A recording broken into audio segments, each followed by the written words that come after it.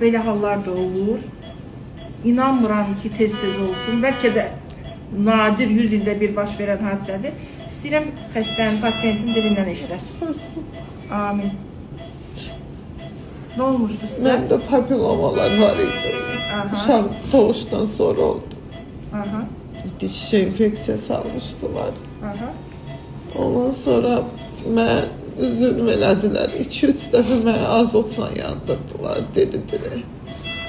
Sonra dalıcan gördülər, yenə də mənə gəlir. Aha. Getdim rayona, rayonda ginekoloq cərrah var idi. Aha. Heç bir şey etməzsiniz, heç bir ağrı kesici vurmadı. Onlar mənim papilomalarımı yandıra çıxartdılar zıbrığımı Və çıxartdılar. bunu koagülyasiya ilə isti bir bıçaqla icra ediblər.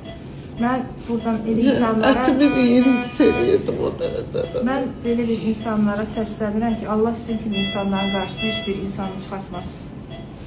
Kollegam olsaz belə də. Həyatımda eşitdiyim ilk dəfə və inşallah ki, son dəfə belə bir hadisə olacaq. İnşallah. Əlbəttə ki, insaf gözəl bir şeydir. Sən əgər özünə layiq bilmirsənsə bir şeyi, niyə bunu başqasına edirsən?